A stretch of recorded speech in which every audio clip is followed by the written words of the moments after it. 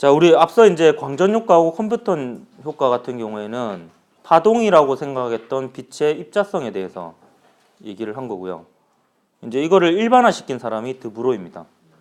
드브로이는 입자도 파동으로 볼 수 있고 파동도 입자로 볼 수 있다. 모든 것은 입자이면서 파동이다. 이런 이제 이상한 소리를 합니다. 근데 이게 이상한 소리를 하는 게요. 사실 여러분이 예전에 서울대 필독도서 중에 부분과 전체라고 하이젠베르크가 쓴 책이 있습니다. 거기에 보면 이제 하이젠베르크가 동료 물리학자들과 여행을 다니면서 도보 여행입니다. 그때는 여행을 다니면서 밤새 이제 술을 마시면서 물리 얘기를 계속 토론을 하거든요. 그리고 근데 거의 물리 얘기도 있지만 거의 철학 얘기가 많아요.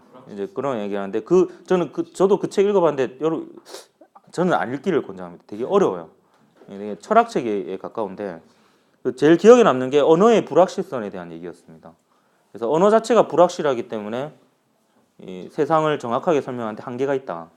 그러니까 대표적인 게 파동과 입자인 거예요.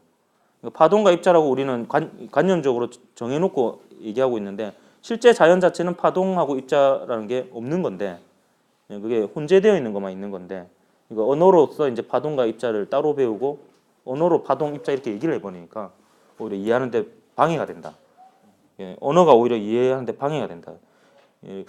가끔 느낄 때가 있어. 왜냐하면 뭔가 알 것 같은데 말로 설명하기 힘든 그럴 때는 이 언어가 한계가 있구나. 이런 걸 느낄 때가 있습니다. 드브로이는 제가 제일 부러워하는 물리학자 중에 한 명인데 금수저입니다. 심심해서 물리를 해서 노벨 물리학상을 받은. 여기서 이 사람이 낸 이론도 처음에는 무시를 당했는데 뭐 좀 받아들여집니다. 자, 요겁니다. 파장이 람다인 광자의 운동량은 아까 컴퓨턴 산란할 때 했었죠. 이게 람다분의 h로 표현이 가능하듯이 운동량이 p인 입자의 파장은 p분의 h로 표현이 가능합니다. 결국에 이 식을 조합해 보면 운동량 곱하기 파장은 플랑크 상수 이 식이 되는 거죠. 그래서 파장이 람다인 파동은 람다분의 h인 운동량 p를 가진다 이렇게 볼 수 있는 거고 또 운동량이 p인 입자는 p분의 h라는 파장을 가지는 입자로 볼 수 있다 뭐 이런 겁니다. 근데 대체로요 우리가 그러면 나도 파동으로 볼 수 있다는 거잖아요. 그럼 나의 파장을 계산한다. 그럼 나의 질량에다가 나의 속도를 곱한 것분의 플랑크 상수 하잖아요. 근데 플랑크 상수가 끝에 10의 마이너스 34승입니다. 근데 원자 핵의 반지름이 제가 알기로 10의 마이너스 10승? 원자의 크기가 10의 마이너스 10승 정도 되고 원자 핵의 반지름이 10의 마이너스 15승 미터 이 정도 되거든요. 그러니까 나의 파장은 원자 핵보다 짧기 때문에 걱정 안 해도 되는 거예요. 플랑크 상수가 매우 작기 때문에 이게 그런 파동성이 잘 나타나지 않는데 전자는 질량이 매우 작잖아요. 그렇기 때문에 운동량이 작기 때문에 운동량이 작으면 플랑크 상수가 매우 작긴 하지만 어느 정도 파장이 의미가 있는 파장이 됩니다. 그래서 보통은 이제 입자의 파동성 얘기할 때는요 전자의 파동성을 주로 얘기합니다. 주로 전자를 가지고 얘기하고요. 파동의 입자성 할 때는 광자의 입자성, 그러니까 빛의 입자성을 주로 얘기를 합니다. 보통 이중성을 얘기하지만 거의 대표 주자는 광자와 전자입니다. 광자와 전자. 그래서 입자의 파동성 할 때는 그 입자가 전자인 경우가 대부분이고요. 파동의 입자성 할 때 이 파동은 이 전자기파인 경우가 거의 대부분입니다. 그래서 이 파장은 보통 전자의 파장을 얘기할 때가 많고 다 그렇다는 건 아닙니다. 이 운동량은 주로 그 광자의 운동량을 얘기할 때가 많습니다. 그래서 그거는 여러분 그래도 좀 알아두면 좋겠어요. 거의 모든 예가 이러니까 좀 기억을 하면 좋을 것 같습니다. 그래서 이 운동량이 p인 물체를 p분의 h라는 파장으로 나타낼 수 있다. 그래서 이런 거를 물질과 파동의 합성어인 물질파라고 이렇게 얘기를 합니다. 영어로 이제 웨터 웨이브인가 뭐 그럴 거예요. 예. 그래서 모든 거는 물질이자 파동이다. 그래서 뭐 사실 이런 뭐 주장을 하는 사람도 있어요. 이제 입자를 이렇게 볼 게 아니라 입자를 앞으로는 이런 식으로 그리자. 입자이자 파동인 것으로 이걸 이제 뭐 이런 식으로 뭐 주장하기도 해요. 그래서 아까 컴퓨터 산란할 때 비슷한 그림이 나왔죠. 예. 자, 이제 보어의 원자 모형에 대해서 얘기를 할 거고, 이 보어의 원자 모형에 큰 의미를 부여한 사람이 드브로이입니다. 그래서 보어의 원자 모형이 처음에 나왔을 때는 얘가 그냥 어거지로 조건을 얘기를 한 거고, 이제 드브로이는 수소 내 전자들이 파동이라고 생각을 하면, 이 수소 내 전자들이 정상파의 형태로 존재한다 이렇게 설명을 하면 이제 모든 문제들이 아름답게 해결이 된다. 이런 주장을 해요. 그래서 우리가 지금 전자의 파동성을 나타내는 그런 결과들을 몇 가지 볼 건데, 제일 처음 살펴볼 게 수소 내 전자입니다. 그래서 수소 내 전자를 파동으로 볼 겁니다. 파동으로. 아까랑 거꾸로죠. 파동이라 생각했던 전자기파를 광자인 입자로 봤잖아요. 아까 광전 효과하고 컴퓨턴 효과는. 이번엔 거꾸로 완전히 입자라고 생각했던 전자를 파동으로 간주하고 이제 해석을 할 겁니다. 그래서 그 과정을 좀 보여주려고 합니다. 보어의 제1가설과 제2가설을요 식으로 표현을 하면, 제1가설은요 이거예요. 좀 적어봅시다. 2파이r 곱하기 mv는 nh, 무슨 식인지 전혀 눈에 안 들어오죠. 대충 근데 느낌이 2파이r은 그 원둘레의 길이고 mv는 운동량인 것 같고요, 그죠? 여기 m은 전자의 질량입니다. 그러니까 mv는 전자의 운동량인 것 같고, n은 이제 여러분이 상상하는 그게 맞습니다. 양자수입니다. 1, 2, 3. h는 플랑크 상수. 상상 안 했습니까? 예, 그렇게 됐고, 진동수 조건은 이것도 많이 봤을 거예요. 두 에너지 준위 차이에 해당하는 에너지를 가지는 광자를 흡수하거나 방출하면서 에너지 준위 사이를, 궤도 사이를 넘나들죠. 근데 이거 자체도 사실 이상한 겁니다. 왜냐하면 이 태양계로 비유하자면 지구의 궤도에서 화성의 궤도로 순간 이동하는 겁니다. 전자가 순간 이동하는 거예요, 거의. 그러니까 이게 처음에 잘 안 받아들여지는 이유가 이런 것 때문이에요. 그래서 뭐 어떤 물리학자들은 보어의 이론이 맞으면 내가 손에 장을 지진다, 뭐 약간 이런 류의 표현을 하기도 했는데, 뭐 그만둔다고 했던가, 뭐 물리를 걸고 한다 했던가, 우스갯소리로 집을 걸었어야지 항상. 예. 근데 요거를요, 그 드브로이의 물질파 이론에 갖다 대면 뭔가 아름답게 해결이 됩니다. 예, 그러니까 이게 모양이 의미 없는 모양이 아니라 의미 있는 모양으로 바뀌게 됩니다. 특히 요 1조건 있죠. 1조건. 그래서 보어의 원자 모형에 적용한 드브로이의 물질파 이론에 의하면 전자가 파동이고 수소 원자 내에서 정상파의 형태로 존재를 한다.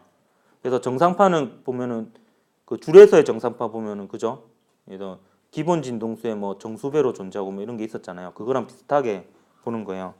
그래서 이 드브로이의 물질파 이론으로 제1조건을 다시 써보면 이렇게 됩니다. 요 2파이r이요. 그러니까 기타줄로 비유하자면 기타줄의 총 길이가 됩니다. 그래서 원 궤도의 총 길이고요. 요게 파장에, 근데 파장을 이제 운동량분의 플랑크 상수로 표현을 할게요. 그러면 mv분의 플랑크 상수의 정수배, 자연수배다. 그래서 파장이 n = 1인 궤도는 그 원궤도 안에 파장이 딱 한 개 들어있는 정상파고, n = 2인 궤도는 원궤도 안에 파장이 두 개만큼 들어있는, 그러니까 파장이 두 개면 배가 4개겠죠. 4개 들어있는 정상파고, n = 3인 궤도는 그 원둘레 안에 파장이 3개 들어가는, 즉 배가 6개인 정상파를 이루며 진동하는 파동이다. 이렇게 얘기를 합니다. 그래서 그림으로 나타난 게 요거예요. 여기 이제 n = 1인 궤도의 전자의 모습을 파동으로 비유를 한 겁니다. 그럼 얘가 이제 이런 식으로 진동하는 거예요. 그래서 배가 두 개인 거죠. 이렇게 이렇게 진동하는 거고. 이게 어려워지는데. 얘는 될라나? 예. 이렇게 이렇게 되는 겁니다. 이건 못 하겠어요. 그래서 보면 얘가 요렇게 해서 이게 한 파장인 거죠.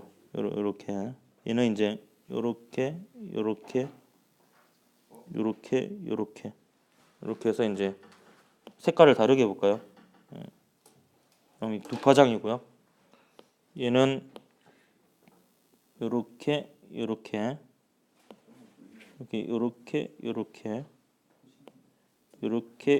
해서 이게 뭐 그래요. 이게 좀 사실 좀 잘못한 것 같다.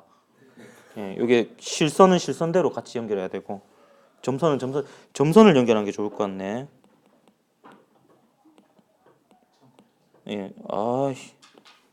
이거는 요게 한 파장이고요. 얘는 점선으로 하는 게 모양이 예쁘게 나올 것 같습니다. 요거랑 한 파장, 두 파장 이렇게 되겠고요. 얘는 요게 한 파장이고요, 그죠? 요게 두 파장, 요게 세 파장 이렇게 됩니다. 근데 요 그림이요 사실 오해를 불러 일으켜요. 왜냐하면 원둘레에 한 파장, 두 파장, 세 파장 이렇게 들어가니까 n = 1, 2, 3 갈수록 파장이 짧아지는 듯한 이상한 착시 효과가 일어나거든요. 근데 실제 비율적으로 이것도 비율을 제대로 그린 건지 모르겠지만 이 그림이 사실 원래 맞는 그림입니다. 여기 n = 1인 궤도고 n = 2인 궤도, n = 3인 궤도예요. 그래서 사실 n이 커질수록 바깥쪽 궤도일수록 물질파의 파장이 길어집니다.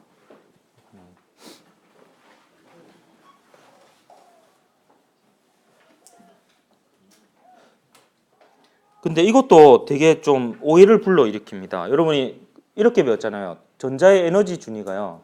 바깥쪽 궤도로 갈수록 커요, 작아요? 커지죠. 근데 이거 보면 좀 이상하지 않습니까? 파장이 길어지잖아요.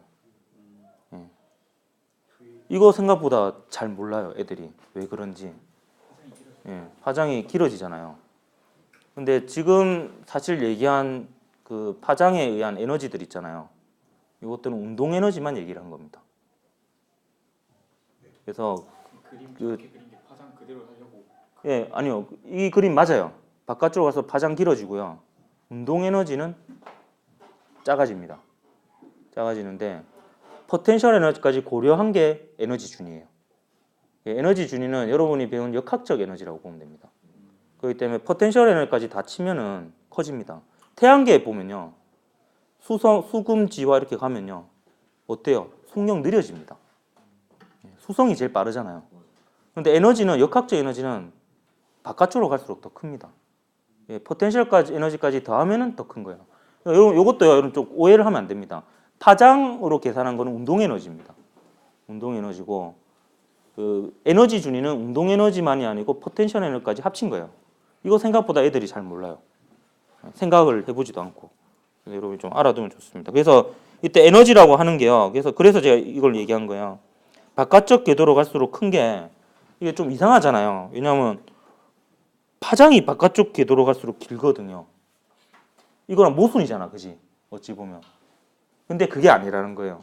그거는 이제 운동 에너지만 고려했을 때 파장을 보는 거고. 왜냐하면 그 결국에 파장이라는 게 운동량분의 h잖아요.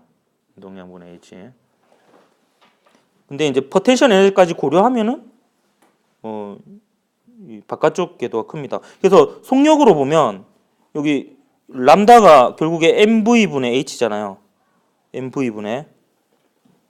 그렇기 때문에 파장이 길다라는 거는 속력은 느리다는 거지. 그래서 얘가 입자로 본다면 이제 속력을 얘기할 수 있는데 속력은 바깥쪽 궤도로 갈수록 느린 게 맞아요. 그래서 운동 에너지가 작은 건 맞습니다. 하지만 포텐셜 에너지까지 크면 에너지 준위가 더 바깥쪽으로 갈수록 크다 이런 얘기입니다. 그래서 이 부분은 제가 아까 컴퓨터 효과는 제가 양보를 했지만 이 부분은 대략적으로 설명해 줄게요. 요거는 양보할 수 없습니다. 시간이 좀 되더라도 요거는 좀 설명을 할까 합니다. 이런 기회가 여러분 잘 없습니다. 요거를 딱 정리할 수 있는 기회가. 요거는 왜냐하면 또 많이 물어보기도 해요. 요 부분을. 그래서 이 수소 원자 내 전자와 태양 주위의 행성에 대해서 시간이 없으면 요것만 이렇게 좀 보도록 하겠습니다. 두 개가 거의 유사합니다. 보면은. 그래서 이제 뭘 할 거냐 하면요. 요 수소 원자 내 전자의 궤도 반지름과 파장과 운동량 그리고 에너지 이런 것들 있죠. 이런 것들이 양자수 n에 의해서 불연속적인 값들을 다 가집니다. 이런 게 이제 양자역학이에요. 다 이 물리량들이 다 불연속적이에요. n으로 어떻게 표현되는지, n이 커질수록 커지는지 작아지는지 이런 걸 한번 판별해 볼까 합니다. 근데 할 때 생각보다 어렵지 않습니다. 이 두 식이 끝이에요. ma 꼴 f하고 보어의 양자 조건 제1 가설. 근데 그거를 저는 이제 드브로이가 얘기한 꼴로 할게요. 이게 더 느낌이 오잖아요. 왜냐하면 이걸 원주라 그럽니까? 원둘레 길이가 파장의 자연수배다. 요 두 조건이에요. 요 두 조건을 해서 사실 여러분이 제일 기본이 되는 게 뭐냐면 궤도 반지름을 구하는 겁니다. 궤도 반지름을 r을 구하는 거예요. r을. 그러니까 요 두 개에서 r을 구하기 위해서 뭐를 소거하면 되냐면 이걸 여러분 기억을 좀 해뒀으면 좋겠습니다. v를 소거합니다. v를. 그래서 방식은 이렇습니다. 요거를 v에 대해서 정리해가지고 여기다 집어넣습니다. 말은 쉽죠. 그래서 집어넣어요. 그럼 끝이에요. 그럼 r이 나옵니다. 그럼 r이 어쩌고 저쩌고 이건 상수입니다. 상수고 끝에 남는 거 n의 제곱만 남아요. n의 제곱만. 그래서 이걸 보호 반지름이라고 그럽니다. 이게 이제 옹스트롬 정도 돼요. 옹스트롬 10의 마이너스 10승 미터 정도. 보통 이제 옹스트롬을 원자 수소의 크기라고 보거든요. 외우는 건 10입니다. 10의 마이너스 10승. 그래서 이제 요게 제일 기본이 됩니다. 반지름은 양자수 n의 제곱에 비례합니다. 그래서 비율적으로 하면은 사실 여러분 그림들이 대부분 틀렸다는 거 알 거예요. 맨 안쪽 궤도가 1이면 그 다음은 4고 그 다음 9가 돼야 됩니다. 이게 그러면은 그림에 그리기 어렵거든. 그러니까 그건 대충 그냥 막 그려놓는 거죠. 근데 비율적으로 그리면 그렇게 그려야 제대로 그리는 겁니다. 그 다음에 이 파장은요, 요 보호의 양자 조건 있죠. 거기에다 다시 도로 집어넣는 겁니다. 도로 집어넣으면 요 r 대신에 이제 a0 n 제곱을 집어넣는 거죠. 그러면 이제 간단하게 나오겠죠. 이게 요 n으로 여기도 n이 들어 있잖아요. 그럼 파장은 n에 반비례하게 됩니다. 그래서 결과적으로 n에 비례하게 되는 거죠. 그래서 n에 비례해서 커집니다. 그래서 그 제일 안쪽 궤도의 파장이 1이면은 두 번째 궤도는 2고 세 번째 궤도는 3이고 이렇게 되는 겁니다. 2배, 3배, 4배 파장의 길이가. 운동량은 잘 안 물어봅니다. 그냥 파장 역수하면 됩니다. 맞잖아요. P 람다가 H잖아요. 그냥 그겁니다. 그래서 요 두 개는 세트입니다. 세트. 그냥 세트고. 사실 진정 중요한 거는 에너지죠. 근데 에너지가 좀 어려워요. 그래서 에너지 준위는 이걸 굳이 입자로 보자면 운동 에너지와 포텐셜 에너지 합으로 생각할 수 있습니다. 이렇게. 근데 요게 뭐 처음 봤을 거예요. 요 포텐셜 에너지를. 마이너스 K R분의 2제곱 이런 꼴 처음 봤죠. 요게 이제 전기력에 의한 포텐셜 에너지, 전기 포텐셜 에너지입니다. 점전화 주위에. 원자핵을 이제 점전화로 보는 거죠. 요거는 대략적으로 이런 보존력에 대한 걸 대략적으로 얘기할게요. 보존력으로 우리가 포텐셜 에너지 정의하는 거 기억납니까? 용수철을 잡아당겨서 포텐셜 에너지 저장했죠. 근데 지표면 근처에서 물체를 잡아당겨가지고 포텐셜 에너지 저장했잖아요. 그래서 그 보존력을 에다가 반대 방향으로 힘을 줘서 일을 하면 포텐셜 에너지 변화량이 됐죠.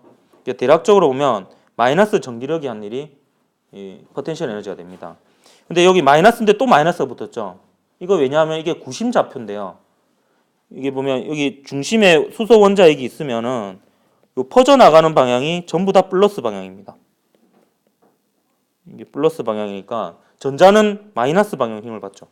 그래서 마이너스가 붙는 겁니다. 얘를 실제로는 여기로 힘을 받잖아요. 그래서 얘는 어떻게 하냐면 무한대에서 어떤 지점까지 끌고 와가지고 저장을 합니다.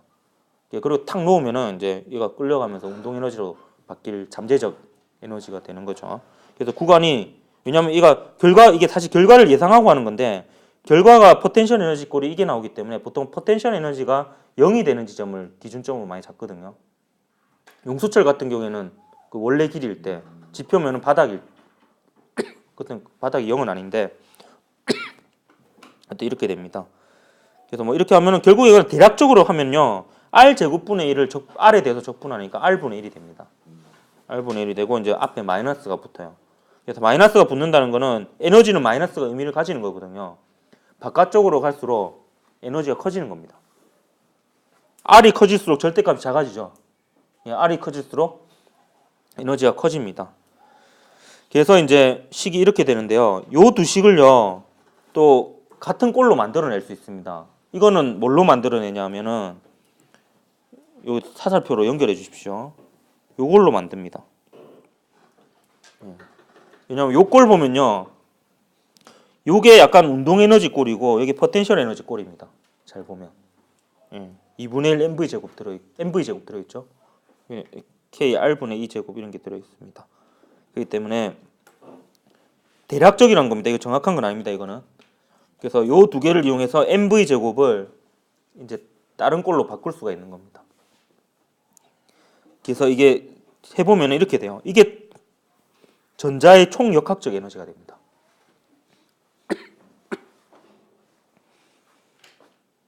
그러니까 보면 요 k 상수고요. 그 다음에 요 2 제곱 상수잖아요. r은 아까 뭐였어요? 이게 맨 처음에 구한 거죠. a0의 n 제곱이잖아요. a0 상수고. 그러니까 결과적으로 마이너스 n 제곱분의 상수 이렇게 되는 겁니다.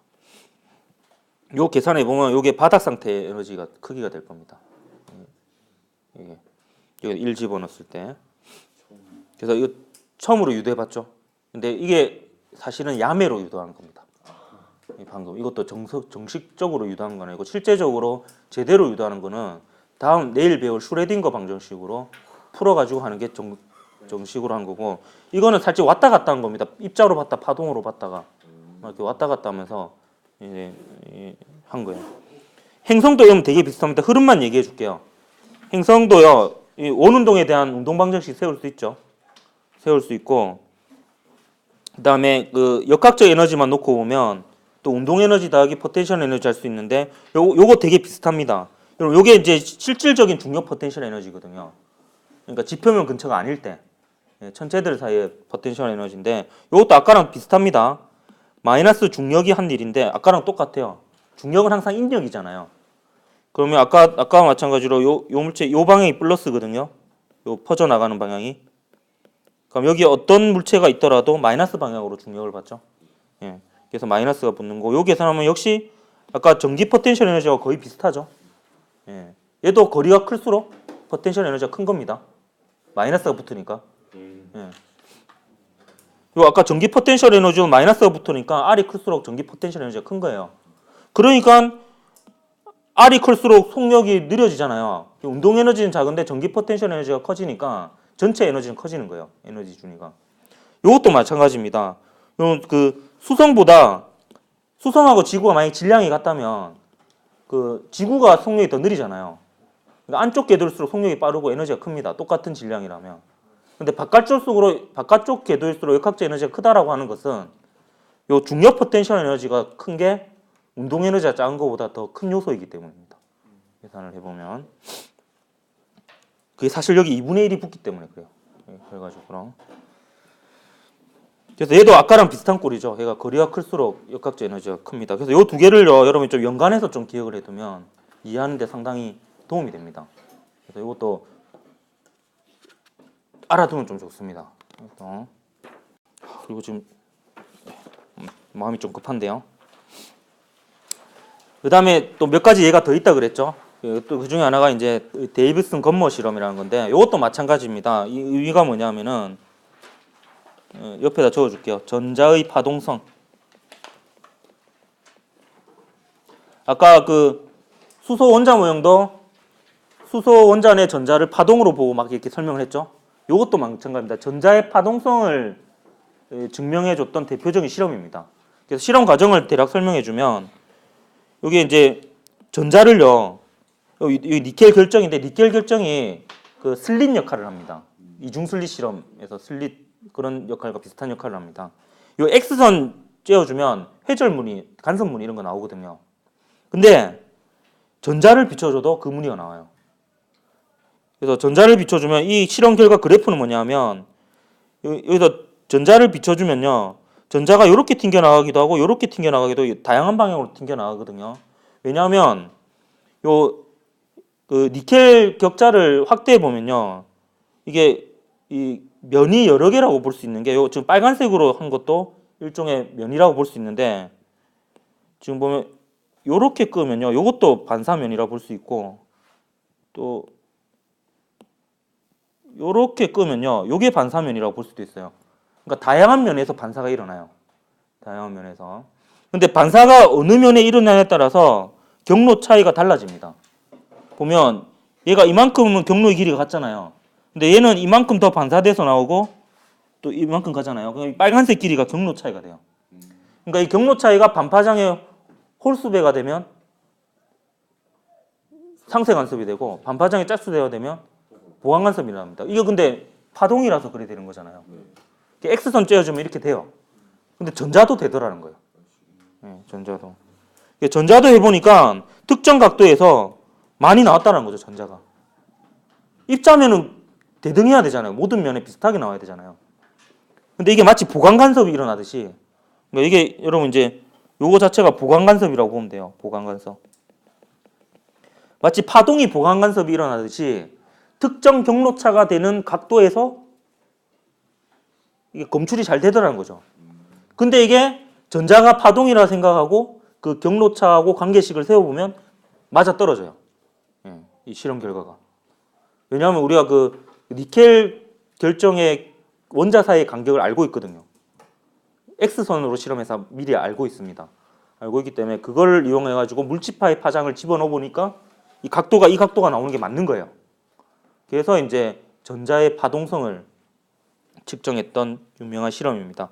이게 데이비슨 건머 실험이라고 하기도 하고 검색할 때는 데이비슨 점머 실험이라고 할 때가 더 많이 나와요. 데이비슨 점머, 데이비슨 거머, GER 뭐 이런 식으로 되니까 거머라고 읽을 때도 있고 점머라고 읽을 때도 있고 뭐 그렇더라고요.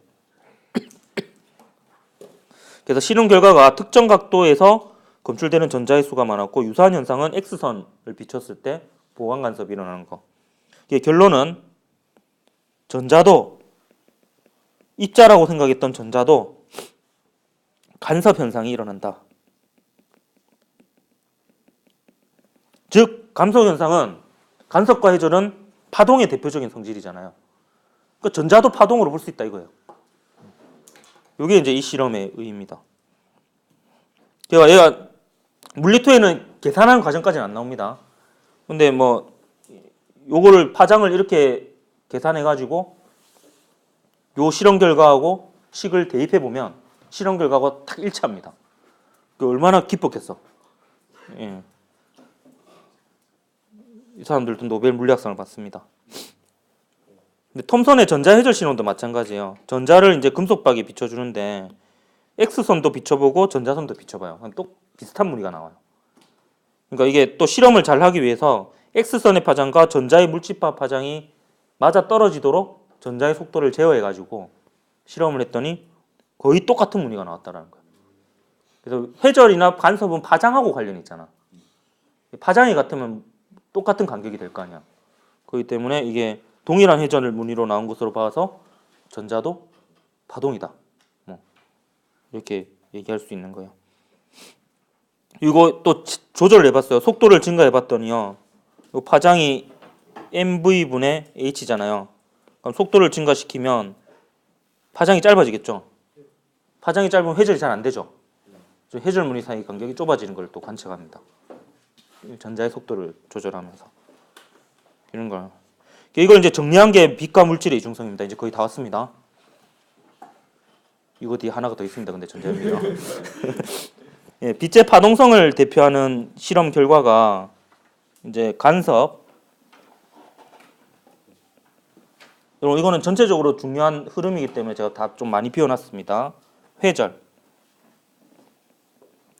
근데 저는 이까지 보는 게 좀 맞다라고 생각이 드는데 빛의 경우에는 편광까지 그 파동의 성질로 봅니다. 빛의 경우에는.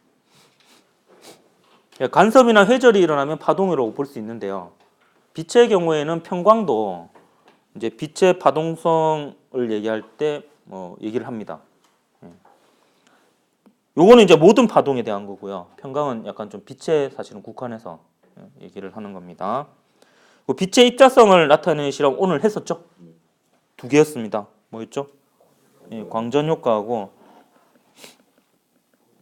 오늘 새롭게 배운 콤프턴 혹은 컴프턴, 예. 콤프턴 산란 혹은 콤프턴 효과. 산란 효과하다가 산효가 됐네. 이때는 이제 그 광전 효과 같은 경우에는 이제 광자 한 개 에너지를 HF 이렇게 본 거고, 이 컴프턴 산란은 이제 운동량을 파장분의 H 이렇게 본 거죠. 여러분 이것도 하나 알아두십시오. 제가 재빠르게 이거 상대론적 에너지로 약간 좀 빨리 해버리면 여기 E 꼴 사실 PC거든요.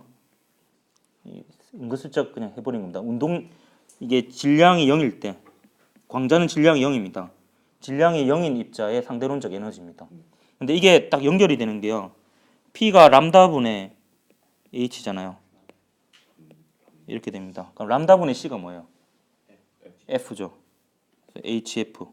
뭔가 다 아구가 맞아 떨어지죠. 예. 이게 요거는 이제 요건 상대론적 에너지였는데 요거는 이제 광전 효과 얘기할 때 이 광자의 에너지 그때 이제 광전 효과나 뭐 이런 거 얘기할 때 그 에너지였죠. 그래서 여기 뭐 이렇게 되고요. 어쨌든 파장이 람다인 파동을 람다분의 H라는 운동량을 가진 입자로 볼 수 있다. 그러면 입자의 대표적인 물리량이 운동량입니다. 질량은 없어도 운동량이 있으면 입자라고 봅니다. 그게 대표적인 게 광자죠. 근데 파동성을 나타내는 게 이건 내가 비워둔다 게 깜빡했네. 데이비슨 건모 실험과 톤선의 전자회절 실험. 이 정도 있겠습니다. 좀 전에 한. 이거 길어서 빼놨는 겁니다. 이때 파장은 운동량분의 H라고 계산해서 그 회절이나 간섭 무늬의 간격을 경로차는 반파장의 홀수배 짝수배 이렇게 해가지고 계산하면 실험 결과와 이론이 딱 맞아 떨어집니다. 그래서 이제 물질, 이 물질은 대표적인 게 좀 밑에 적어놔라. 거의 대부분이 전자입니다. 전자. 요 두 개는 전부 다 전자입니다. 전자 가지고 실험한 거예요. 물질의 대표로 전자를 쓴 겁니다. 전자가 왜냐면 편해요. 질량도 좀 작고 또 전하가 있으니까 제어하기도 쉬워요. 전기장이나 자기장으로 제어하기가 쉽습니다. 그래서 실험하기가 좋죠. 자, 이렇게 문제는 각자 풀어보고요. 그러니까 이거 대충 얘기하면 전자를 쏴서 이중슬릿하면은 똑같이 이런 간섭 무늬가 나옵니다. 이거 좀 알아두면 좋겠어요. 이 델타 X가 D분의 L 람다였죠. 기억이 납니까? 이게 L이고, 그 다음에 요게 D거든요. 그럼 이거 물집합 이론 넣으면은 람다가 P분의 H이고, 즉 MB분의 H입니다. 요것만 여기 람다에 집어넣으면 요거 나옵니다. 그래서 요거 또 이거 제로 요 디지스트 면접 문제도 나왔어요. 전자총으로 이렇게 해가지고 이중슬릿 실험 요거와 관련된 내용은 람다 대신에 P분의 H만 넣으면 됩니다. MV분의 H. 이렇게. 자, 마지막으로 이제 전자현미경에 대해서 대략 설명을 하면요. 이 전자현미경은 일단 전체적인 흐름만 알려줄게요. 이게 블라블라블라 해가지고 여기 이제 전압 V로 전자를 가속할 수 있겠죠. 그럼 얘가 이 지점에서는 운동 에너지가 0이고 이 지점에서는 운동 에너지가 K라고 합시다. 그러면 K 빼기 0은 결국에 포텐셜 에너지 차이가 되겠죠. 그 포텐셜 에너지 차이가 EV입니다. EV. 이게 그 식이에요. EV는 운동 에너지 변화량 것 같다. 그래서 이 K를 2n분의 P제곱으로 표현했어요. 이거는 어떻게 했는지 알겠죠? 2분의 1 mv 제곱은 2n분의 mv의 제곱과 같죠? 그래서 이 꼴로 나타낸 이유는 이제 파장, 물질파의 파장을 구하기 위해서입니다. 전자의 파장. 그래서 P 대신에 람다분의 H를 집어넣을 수 있잖아요. 그래서 요게 여러분 요 스킬이 많이 쓰입니다. 지금 요거는 이쯤 되면 까먹었죠? 지금 전자에 대해서 얘기하고 있는 겁니다. 이쯤 되면 보통 까먹더라고 내가 뭐 하고 있는지.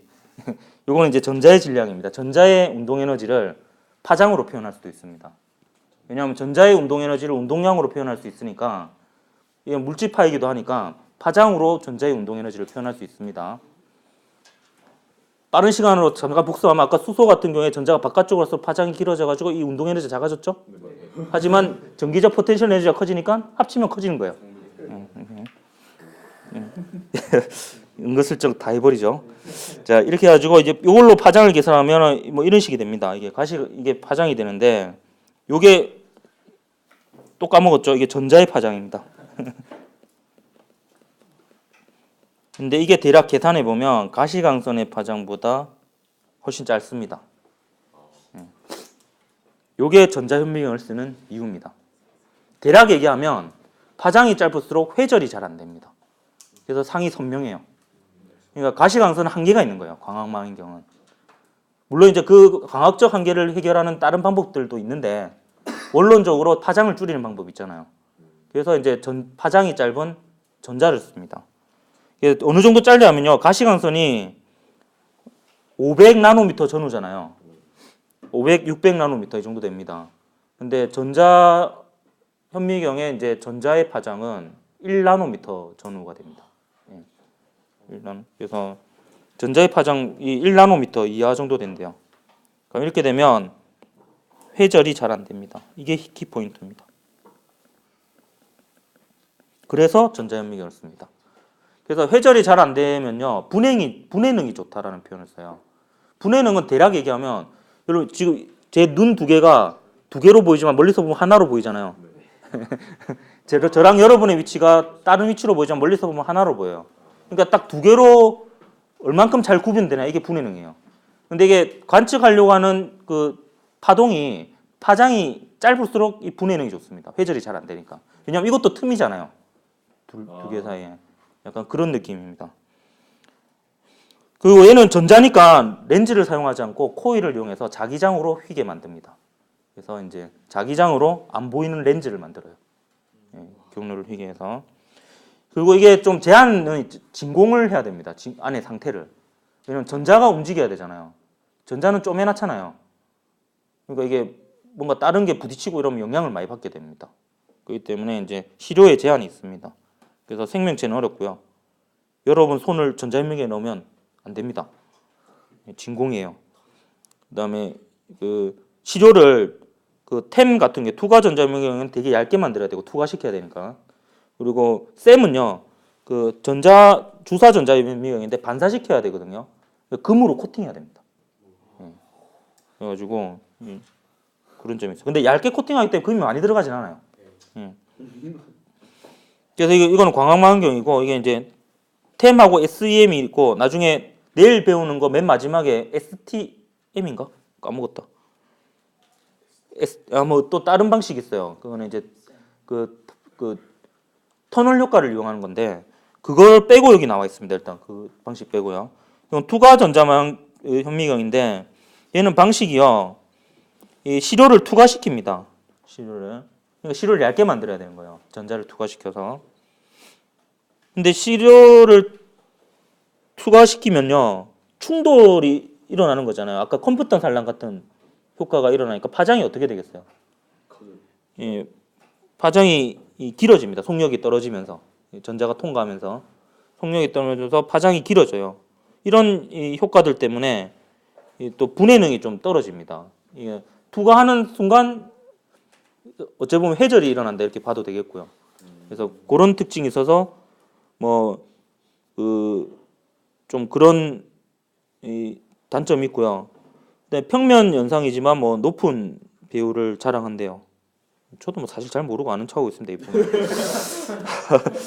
사실 이 템은 저 모르고요. 쌤은 제가 직접 본 적 있어요.